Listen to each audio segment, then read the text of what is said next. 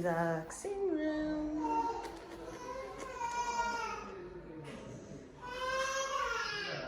Nancy is giving moral support. Who is crying? Hi everyone.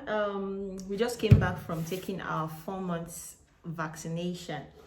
Look who's 4 months old. So we just went to take our 4 months vaccination and we just came back. And there are things that I need to do. I need to give the children a bath, settle them in, and I'll come and we'll have this gist today. I'm going to talk about the journey through this child's pregnancy and how the delivery and our journey so far. You know how it is. It's story time, so just stay with me. Let me do everything I have to do and then settle down and I'll give this gist. Kachi says hello, hello, hello, hello. I know my hair is looking one kind. Don't mind me. This is what happens when you get on YouTube to learn how to make your hair. So I'll be back and then we'll do this. See you. Hey people, so I finally get around to concluding this video. In fact, I started this video 2 weeks ago, almost 3 weeks actually. I started this video and I've not come around to concluding the video. Finally today I said I'm going to sit down and conclude this video. So this is a continuation of the beginning of the video. I started the video and I was trying to share my birth story, my delivery story, from the conception to carrying the pregnancy to giving birth to the baby. So today is story time. Story.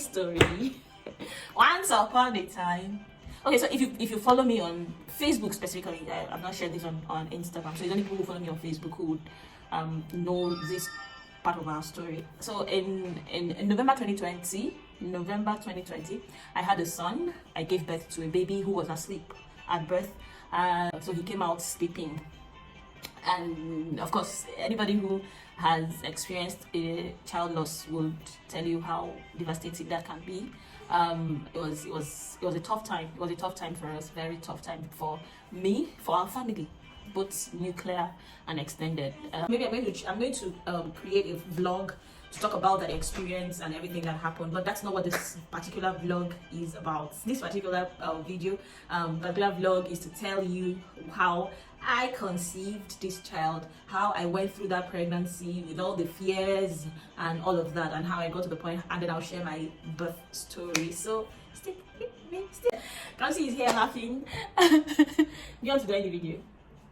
So let's start from November, from what happened. So November 7th was when I gave birth to my sleeping son, and between that November 7th and when I discovered I was pregnant in February, I didn't know I was pregnant. I wasn't expecting it actually. I mean, okay, let me not jump things. So after what happened, it was, like I said, it was a devastating time for us, but we had to get through it. We had to go through that season of our lives, and then we started looking forward. Thankfully, God gave me the strength to be able to go through that season, and then what has happened. We look forward to the future, what the future holds for us. And in all honesty, I thought I was going to take some time before taking in. We were planning to, by December, we started planning to relocate from Nigeria. So the plan was, okay, let's hold off a bit. And I wanted to really take my business seriously in 2021. I wanted to take my business to a new level in 2021. So I felt, okay, I'm going to need a bit of break. Maybe let's say till August, September, before I'll start thinking of taking in again. And that was what the plan was. And I was going to wait till later in 2021 before we take in again. And then as things will happen, the daughter of Zion fell pregnant. So how did I know I was pregnant? We're in church. We're to do a 21-day fast. But today, to a 30-day fast in church, the women at my church were to do a 30-day fast in church. So I joined the program, but towards the end of the month, I noticed that I couldn't fast up till 3. In fact, once it's 12, my whole body starts shaking. 1 p.m. I'm screaming, as in like I'm going to die. I just felt I was becoming less and less spiritual. My flesh is overpowering me, and also I didn't really take it seriously. So, but I just knew that I wouldn't be deceiving myself saying that I'll be fasting when because all I was thinking of is I need to get food into my system. So what I was doing was I'll carry myself up until 1 p.m. and then I'll eat. So that was the first hint. Then when I am pregnant, there's something that happens to my tongue. I have this kind of white coating on my tongue, and it disappears maybe like 1 week after I put to bed. It happened during Kamsi's own. It happened during Kobe's own. My son's name is. His name was Kobe. That was the name we decided we're going to give him. The name Kamdichinobi, meaning as I am in the heart of God. So short for Kobe. So it happened in Kamsi's own, it happened in Kobe's own, and then I started seeing it like first week of February. I started seeing that coating on my tongue, and I was like, this thing did not go from the last pregnancy. What's going on? How is this thing here? But you know, when I saw that thing, there's something just clicked in my head that what if you are pregnant? But I shrugged it off. I mean, after Kamsi's pregnancy, it took me about 11 months before my cycle became normal again. So I was anticipating or expecting that the same will happen this time around. It's going to take me some time, maybe 3 months, 6 months. I'd already spoken to my doctor about family planning, and he told me, okay, when you see your period, when next you see your period, come back so that we can do the family planning. But it so happened that by that next time I was supposed to go and see him was when we traveled, so I couldn't see him again. I started feeling all the feelings of pregnancy and all of that. And then I have a friend who was pregnant at that time too. And then so she was now teasing me that I should go and do pregnancy test so that I would know if both of us are going to be pregnant at the same time. And so we just joked about it, but my body was doing me one kind. So long story short, I did the pregnancy test and it was positive. I didn't know how to feel. I didn't know how to feel because I didn't think my body was ready. I didn't think my mind was ready. I mean, I just had a baby and lost the baby. I didn't think my mind was ready to go through pregnancy again, as in not that soon. I didn't think my body had healed enough to give birth to a healthy child. So it was a struggle for me. I didn't know how to feel. I was just staring at the test strip, numb, like what's going on here, how do we deal with this and everything. That's began our journey of pregnancy. My first trimesters are always terrible, for want of a better word to use. They're always terrible. I'm always emotionally out, physically out, and all of that.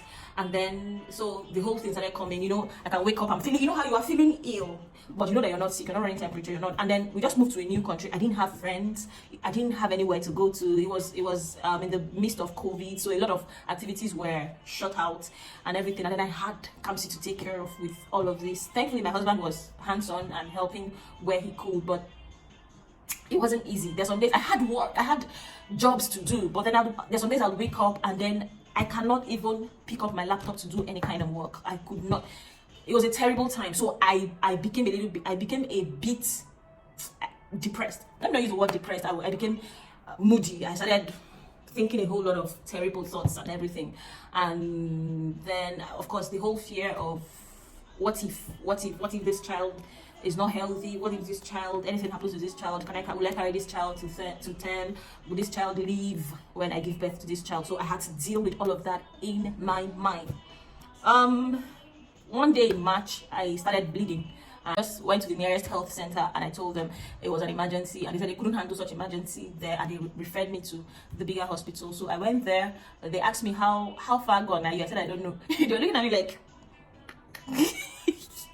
all these women, I don't know themselves and all of that. Okay, of course, that's not how they're looking at you. But the doctor was like, how do you mean you don't know? I said, okay, I had a stillbirth in November and I haven't seen my period since then, so I don't even know how to start calculating. And so she was like, okay, let's do a scan and everything. And then they did a scan and they said, okay, you're about 10 weeks gone. People of God, 10 weeks gone means that the pregnancy started counting at about 6 weeks after I had a baby. It's funny and it's not funny. 6 weeks. I mean, 6 weeks was even just after the doctor certified me free to carry on with activities of the family. And just 6 weeks, exactly 6 weeks. And thankfully, nothing was wrong. They just gave me bed rest for a while, and everything resolved on its own, and then we carried on the pregnancy. But that was the beginning of the battle of the mind. Okay, let me tell you what my mind was dealing with at this point. My mind was dealing with SMA, if you have watched other of my videos, you know that SMA, spinal muscular atrophy, is a genetic condition. It means that it's inherited. So it's a disease that comes because two people who have mutated genes, the mutated SMN1 genes, come together and get married, and they have children, and they have chances of having such children. So for every child you're going to have, there's a 25% chance that that child would have SMA. So we like I said earlier, we had planned that we were going to do a PDD IVF. If you know what PDD IVF is, it means a kind of IVF where they select the blastocyst after the fertilization process. They do a genetic testing on the fertilized eggs and pick the ones that are very healthy, and then deposit it in the woman's womb. So that was what our plans were, to do that before I found out I was pregnant. So my mind was dealing with the possibility of having a child with SMA again. I mean, it's one thing if this is thrown at you. We did not know about SMA. I never knew there was anything like spinal muscular atrophy until I had my daughter. So it's a different thing if it was thrown at you without you knowing about it. And it's a different thing if you are conscious of it and you have lived with it, you know that it exists, you know that there are chances of you having that child. So it was a big battle in the mind. And secondly, another thing my mind was dealing with was giving birth to a healthy baby. So through March, April, and May, I was in a terrible place in my mind. I was in a terrible place in my mind, a very terrible place. I kept battling with the thoughts of having a healthy child, having a living child. Unfortunately, my husband had to travel in April. So between that April and June ending, when he came back, I was alone, just me and Kamsi. It wasn't funny. At that time, we were doing a lot of doctors visits. We're going to see some doctors, talk to them about Kamsi. We're trying to access some treatments here in Dubai, and we're trying to do some assessments. We're trying to get insurance and all of that. For every doctor's visit we go for, and they give us their reports, I come back and I cry. It's whether it's the hormones plus everything that was happening. So it was a terrible time. It was a terrible time for me. I did a lot of battling, but I knew I had to be strong. My daughter needed me to be strong, and I had to do all I could to be strong. So that was what I dealt with until sometime in June. In June, one of my friends shared a video clip. The video clip was about Nathaniel Bassey. Oh, this video is already too long, longer than I wanted it to be.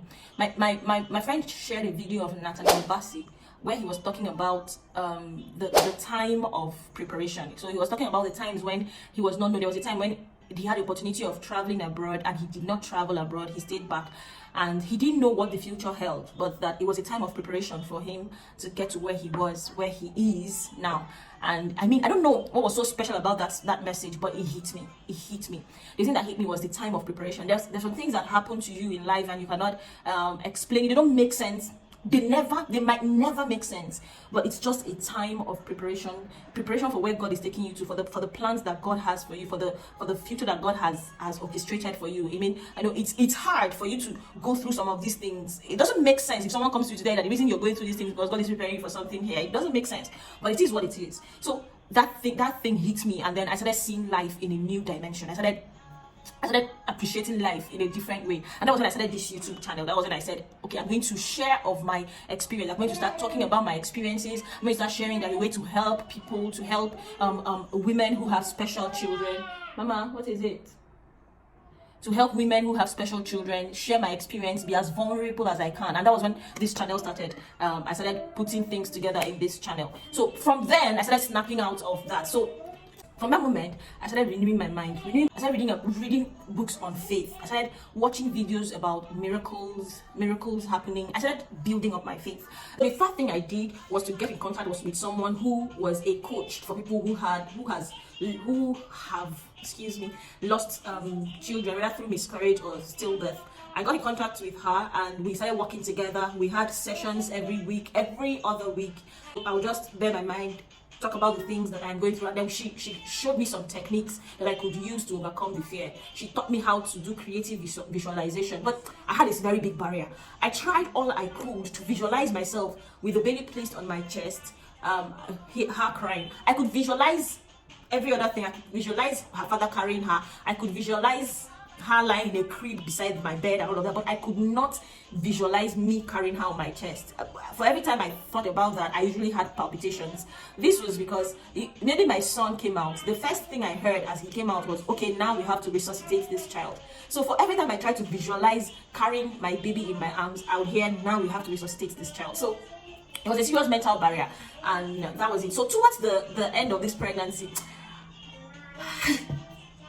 I don't know how to make this so short that I will be able to put everything in such a short video, so that you can enjoy it. But I'll do as much as I can. Towards the end of, at 34, but by the time I was 34 weeks, my doctor told me I had already dilated about 2 cm, and she just kept telling me, this baby is coming anytime now. This baby is coming anytime now. And we did not want the child to be in the NICU, not because we don't trust that they can take care of her in the NICU or anything, but it's that for that child to be in the NICU, the payment for NICU is 4,000 dirhams per night. Yes, it's about money. Yes, it's about money. 4,000 dirhams per night. 4,000 dirhams per night is about 600,000 naira. It's a little above $1,000 per night. So if I have that child and that child has to be in NICU, for the number of days that the child will be in NICU, I have to pay $1,000 per night. So if that child will be in NICU for 2 weeks, I have to pay $14,000.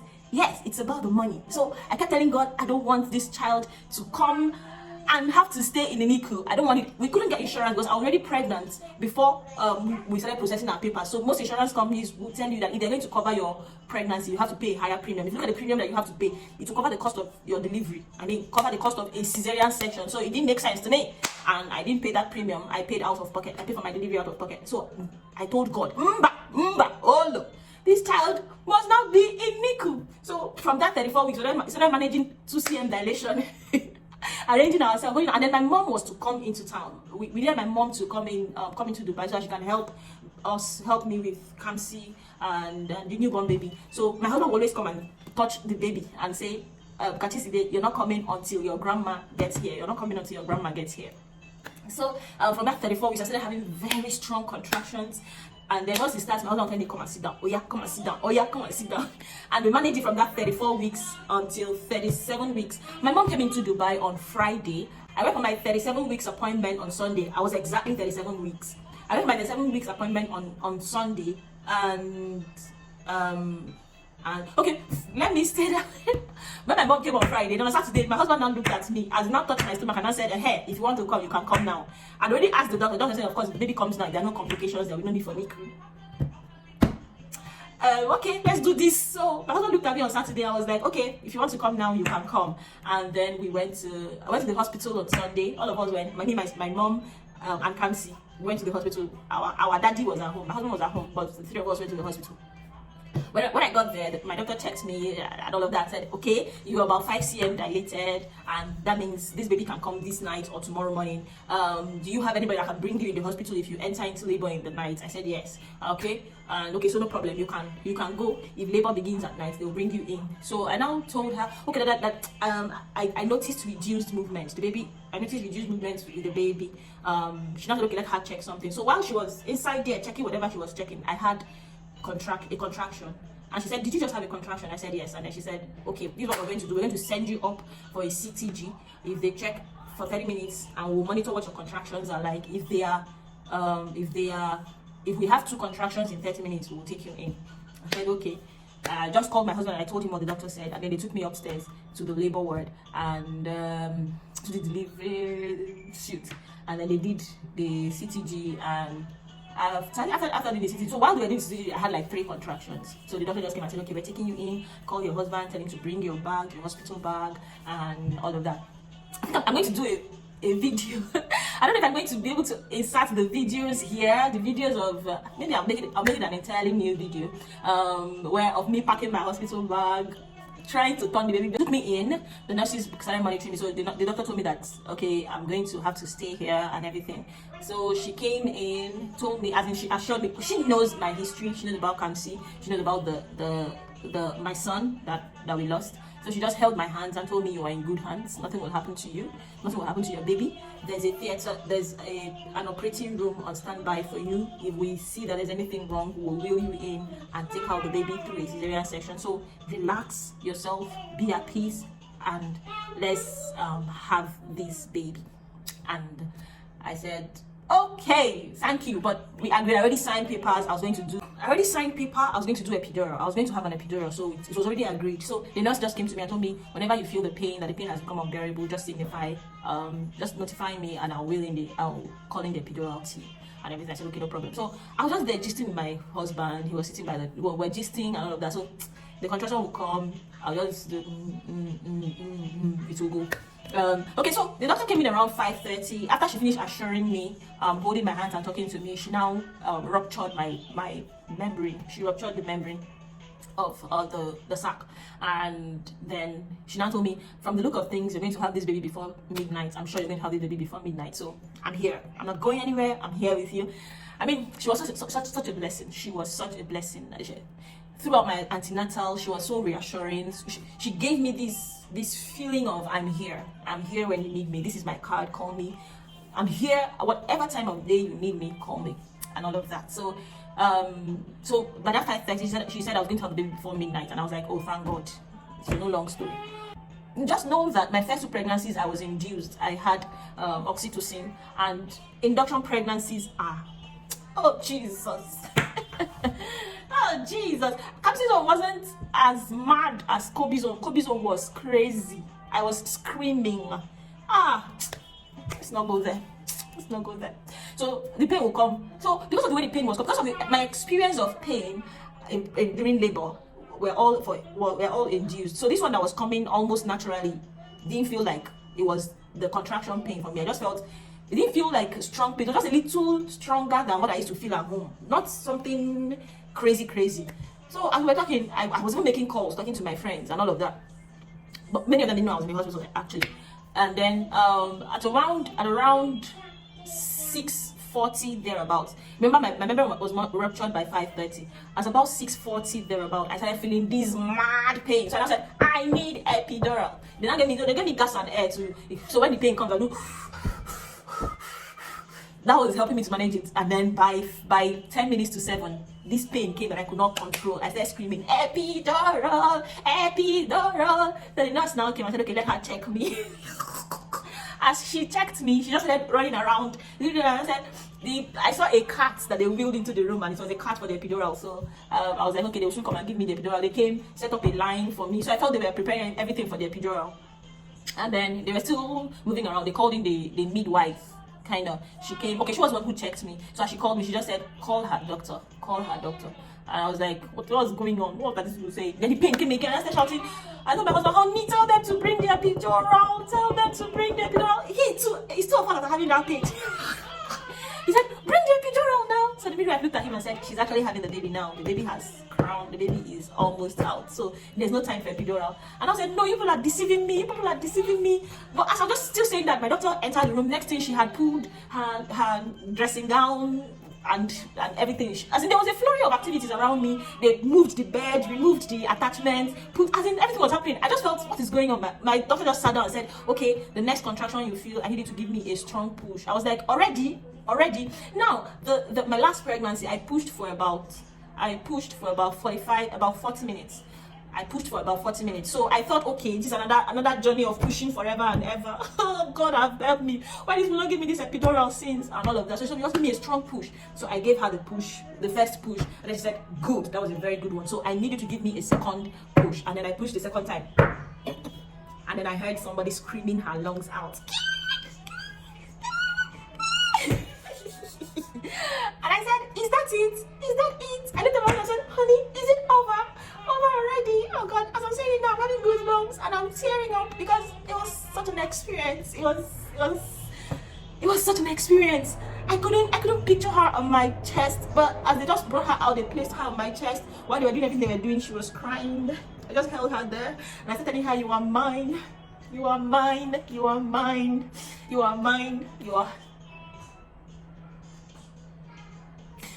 Okay, I'm sorry.